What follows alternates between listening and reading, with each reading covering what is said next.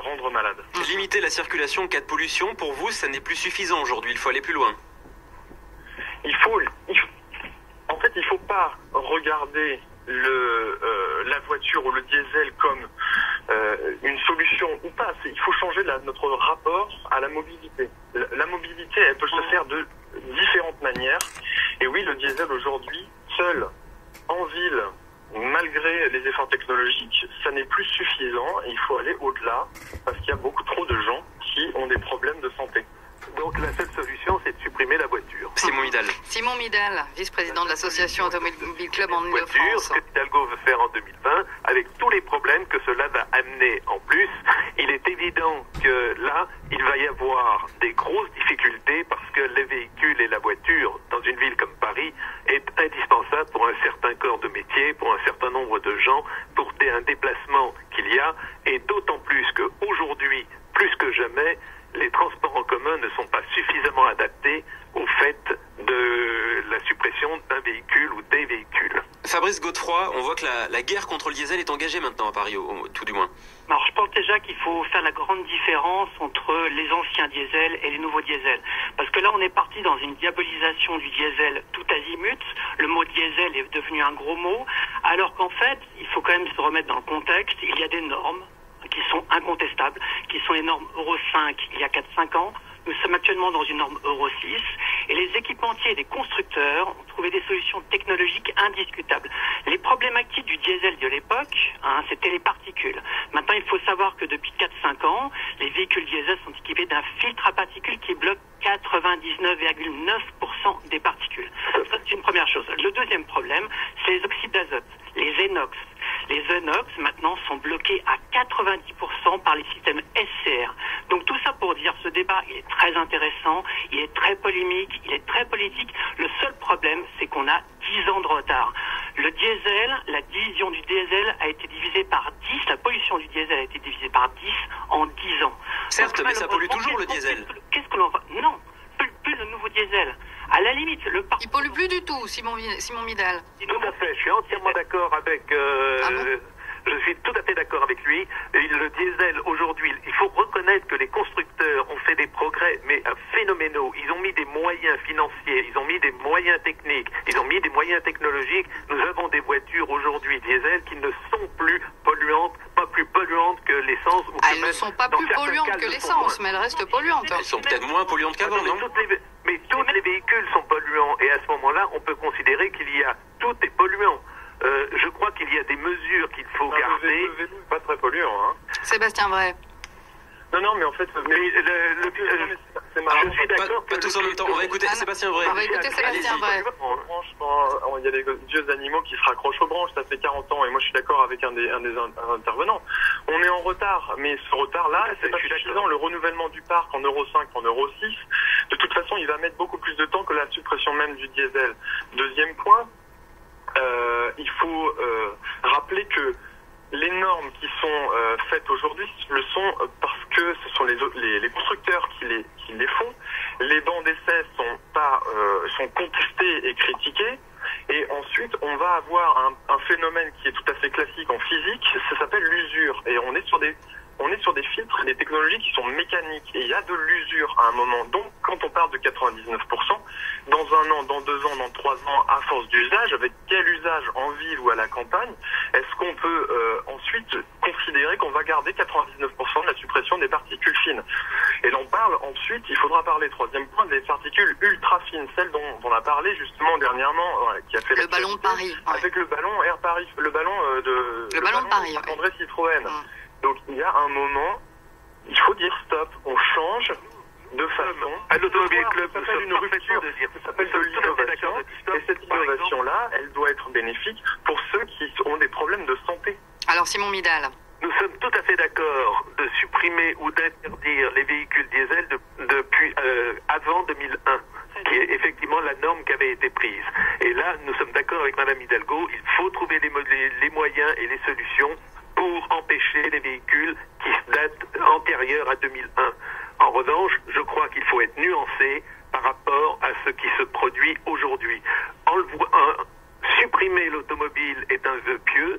nous allons peut-être y arriver dans certains quartiers, et ça, avec la volonté notamment des Verts, du côté écologique vert de la mairie de Paris. Nous allons sûrement arriver à des limitations. Nous sommes déjà arrivés à supprimer le véhicule sur les quais de la Seine, dans certaines rues le dimanche, et nous sommes en train de limiter. C'est-à-dire qu'aujourd'hui, on amène petit à petit l'automobiliste à concevoir qu'il va falloir qu'il se débrouille à Paris sans véhicule. Et ça, psychologiquement, c'est un acquis qui a été fait.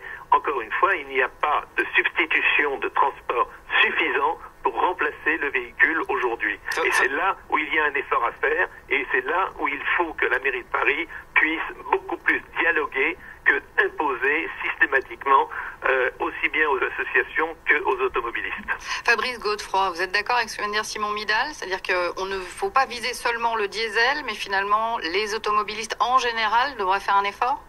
Bon, déjà, la pollution atmosphérique, on met tout sur le dos du diesel et de l'automobile, mais ça représente que 25, 30, voire 30% maximum de la pollution atmosphérique. Ça en fait partie, donc. Oui, un tiers quand même. Après, il y a deux solutions. Donc, on est tous d'accord, les nouvelles normes Euro 6 ont donné l'obligation aux équipementiers, aux constructeurs de trouver des solutions de dépollution. Donc, la problématique actuelle, c'est le parc roulant. Alors après, il y a des solutions. Il y a des solutions qui existent en Angleterre, qui existent en Allemagne. Il y a des outils qui s'appellent par exemple du rétrofit, c'est-à-dire qu'on pourrait équiper des filtres à particules sur des anciens véhicules. Tout ça, il faut une volonté pour le faire. Ça existe, je le répète, en Angleterre et en Allemagne. Ma question, Fabrice Godefroy, c'était est-ce que vous considérez aussi qu'il y a trop de voitures en général dans Paris? Trop de véhicules, oui, il y a des embouteillages, ça c'est certain. Après, à quel niveau il y a trop de véhicules? Au niveau de la terme de pollution? Oui. À partir du moment où les véhicules deviennent de plus en plus propres, la pollution diminue. Cherche une place de stationnement. Simon Midal, alors pas tous en même temps, on vous écoute maintenant, sinon on ne comprend pas quand vous parlez tous en même temps. On vous écoute, allez-y. Là, vous avez parfaitement raison de dire qu'il y a des embouteillages à Paris, mais je rappellerai qu'un véhicule sur 3 est en train de chercher une place de stationnement. Avec 90 000 places de stationnement diminuées et retirées, il est évident que là aussi, il y a un véritable problème de stationnement. Alors on va continuer ce débat dans un instant sur Sud Radio. Simon Midal, vice-président de l'Automobile Club d'Île-de-France, Sébastien Vray, président de l'association Respire, et Fabrice Godefroy, président de l'association des dieselistes de France. À tout de suite dans le 12-14 Info Sud Radio. Le 12-14 Info Sud Radio. Rugby et compagnie, l'actualité, les coulisses, les humeurs. Et vos réactions en direct. Tous les soirs, 17h, 19h sur Sud Radio. Chérie, tu sais qu'avec GDF Suez Dolce Vita, c'est Noël avant l'heure? Ah bon? Avec eux, la facture de gaz baisse encore. Ah! En décembre, le tarif du gaz diminue. En plus, GDF Suez Dolce Vita nous fait bénéficier de ce prix bas pendant 3 ans. Ah! Réduisez votre facture de gaz. En décembre, le tarif du gaz baisse et GDF Suez Dolce Vita vous garantit ce prix pendant 3 ans, sans augmentation. Appelez le 3080, prix de l'appel selon l'opérateur. Offre de marché, voire conditions sur notre site. GDF Suez Dolce Vita, être utile aux hommes. L'énergie est notre avenir, économisons-la. Il y a les mois qui finissent le 31, ceux qui finissent le 30, février qui finit le 28 ou le 29, on ne sait pas bien pourquoi, et il y a les comptes en banque pour qui les fins de mois tombent le 20, le 15, voire le 10. Alors, CTLM a créé je gère mes fins de mois.com, parce qu'on n'a peut-être pas le pouvoir de raccourcir les mois, mais on peut quand même vous aider à faire face aux imprévus et à bien gérer vos fins de mois. Rendez-vous sur je gère mes fins de mois.com, coût de connexion selon opérateur. CTLM est une marque de BNP Paribas Personal Finance. CTLM, plus responsable ensemble. Avec ce froid, je te raconte pas la facture de chauffage qu'on va se payer. Ah, pas moi. J'ai fait des travaux de rénovation énergétique avec un professionnel RGE. Du coup, pas de mauvaise surprise. RGE? RGE, c'est la garantie d'engager des pros compétents et qualifiés pour tes travaux de rénovation énergétique. Ah bon? Oui, et c'est aussi une des conditions pour bénéficier des aides de l'État. Oh, mais ça me réchauffe le cœur ce que tu me dis là. Trouvez un professionnel RGE sur rénovationinfoservice.gouv.fr. Ceci est un message du ministère de l'écologie, du ministère du logement et de l'ADEME. Jules, papa est rentré. J'ai un cadeau pour toi. Ouais! Regarde, c'est une petite voiture. Si tu la veux, il va falloir que tu me rendes l'ancienne. Mais papa, c'est pas juste! Mon chéri, papa n'est pas concessionnaire Ford. Tout le monde ne peut pas faire une offre sans condition de reprise, comme avec la Ford Fiesta Edition à 9 490 €. Sois gentil, rends-moi l'autre. Ah bah d'accord. Avec les jours pistonnés Ford, la Ford Fiesta Edition 3 portes 60 chevaux est à seulement 9 490 €, sans condition de reprise et avec un crédit exceptionnel. Offre valable jusqu'au 31 décembre selon stock disponible. Voir Ford.fr. Le 12-14 12-14 Info, Sud Radio, Sophie Cholec, Cyril Brioulet. Le diesel interdit à Paris en 2020. On continue à en parler avec Simon Midal, vice-président de l'Automobile Club Association d'Île-de-France, Fabrice Godefroy, président de l'association des dieselistes de France, et Sébastien Vray, président de l'association Respire. Fabrice Godefroy, des modèles n'existent plus déjà en diesel. Je pense à la Twingo, à la C1 ou à la 108. Ce sont des petits modèles, des petits véhicules. Ça veut dire que les constructeurs travaillent déjà sur la fin du diesel ? Non, je pense qu'il faut adapter en fait le type de véhicule par rapport à son type d'utilisation. C'est-à-dire que quelqu'un qui est un faible rouleur, qui fait des petits déplacements, le véhicule électrique en intramuros peut tout à fait être une solution. Après, quand on fait 10 000, un kilométrage raisonnable, on peut évidemment passer plutôt sur de l'essence parce qu'on s'y retrouvera d'ailleurs plus financièrement. Par contre, les grands rouleurs, les artisans, les gens qui roulent plus de 20 000 km par an, c'est évident que le diesel aura toujours un intérêt. Je vais même plus loin. Demain, le diesel à la pompe serait au même prix que l'essence. Il y aurait toujours un intérêt parce que un moteur, un diesel, avec une cylindrée identique d'un essence, consommera toujours 20 à 25% de moins qu'un essence. Donc, de toute manière, il y aura... Sauf que le diesel reste beaucoup plus cher à l'achat encore aujourd'hui. Pas vraiment finalement, parce que toutes les nouvelles normes qui ont été mises en route, quand vous allez voir un concessionnaire et on les rencontre tous les jours, ils ont réussi à absorber technologiquement tous ces problèmes de prix et finalement on arrive à des diesels qui sont quand même compétitifs même par rapport à l'essence.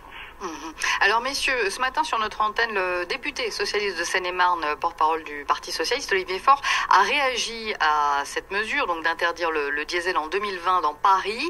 Ce qui l'a fait réagir notamment, c'est le délai. On l'écoute.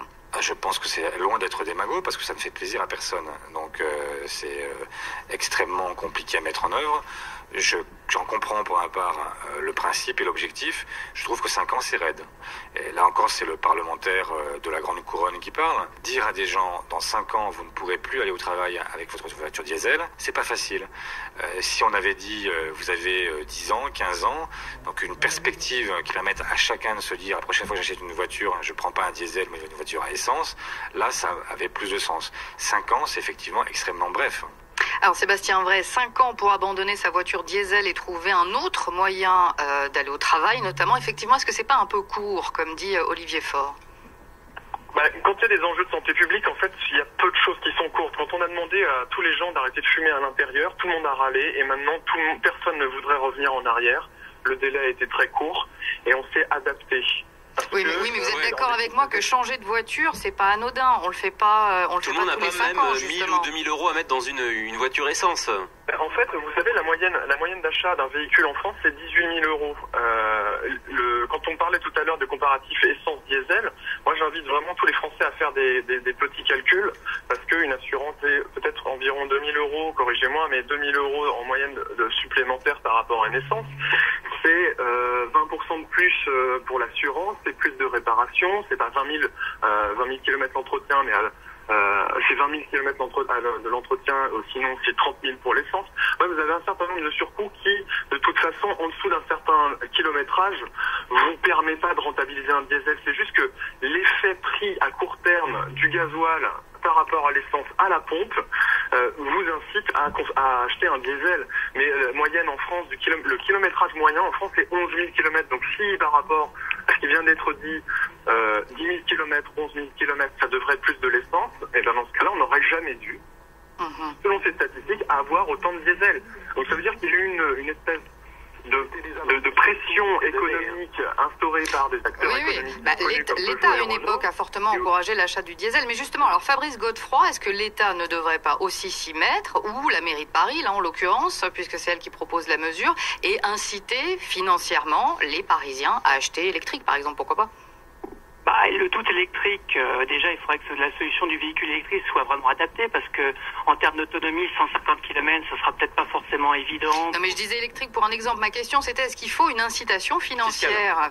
Effectivement, notamment les entreprises peuvent récupérer la TVA sur le diesel, et l'État n'a qu'à autoriser la récupération de la TVA pour les entreprises sur l'essence, et puis effectivement, je pense que ce serait une bonne solution pour les entreprises, mais est-ce que c'est vraiment la volonté de... C'est pas évident. Alors une expérimentation va débuter en 2016 pour interdire les véhicules les plus polluants dans 36 grandes villes de France. Les conducteurs vont recevoir une vignette colorée en fonction du degré de pollution de leur véhicule, rouge pour les vieux diesels. Que vous inspire ce test, Simon Midal ? Écoutez, ce test qui va démarrer en 2016, faudrait déjà le voir sur le plan pratique. Alors, sur le plan pratique, ce sont les assureurs qui vont être forcés d'envoyer, en même temps que la vignette d'assurance, la vignette correspondante à la couleur de leur véhicule. C'est déjà un premier point. Cette vignette sera donc mise sur le pare-brise et a posteriori, grâce probablement aux panneaux d'écotaxe qui resteront, puisque ça coûterait trop cher de les retirer, il y aura donc des contrôles qui seront faits sur ces véhicules. Donc ceux qui auront un véhicule une vignette rouge ne pourront absolument pas circuler, c'est d'ailleurs dans ce but que ceci est fait.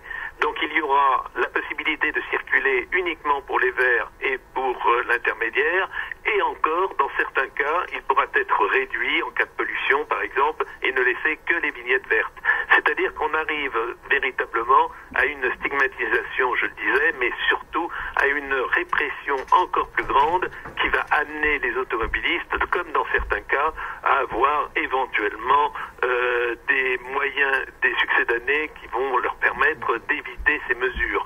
Et là, si vous voulez, c'est pas dans le but de l'automobiliste. Encore une fois, on ne pense plus du tout à l'automobiliste en tant qu'automobiliste. On ne pense aujourd'hui à la mairie de Paris que en termes, et je le dis très clairement, en termes politiques et en termes démagogiques, plus qu'en termes de pollution. Parce que la pollution, je suis d'accord avec ce qui a été dit, la pollution automobile, c'est 27 à 28% en totalité. On va diminuer, en diminuant comme on veut le faire, on va diminuer de 2-3%, mais on est loin de la pollution réelle sur laquelle on pourrait effectivement se battre. Mais c'est un autre débat.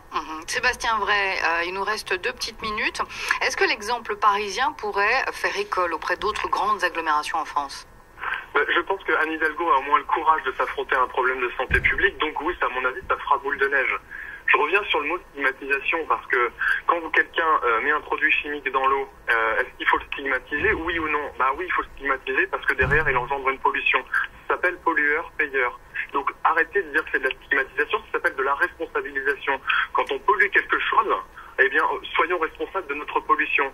Donc, on revient sur le bonus-malus qui a été une grosse erreur en France, parce que ça n'intégrait que le CO2, pas le dioxyde d'azote et les particules fines.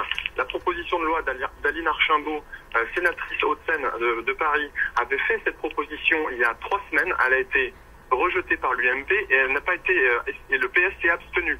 Alors que même l'Automobile Magazine, depuis 2008, disait que le classement sur le simple critère CO2 était complètement aberrant pour qualifier un véhicule propre. Donc il y a un certain nombre de choses comme ça, il faut arrêter, il faut affronter ses responsabilités. Simon Midal. Je garde le mot stigmatisation parce que quand on a un acharnement autant vis-à-vis des automobilistes, ça ne devient plus autre chose que de la stigmatisation et une volonté délibérée. Contre les automobilistes et de la stigmatisation contre les constructeurs dont il faut parler.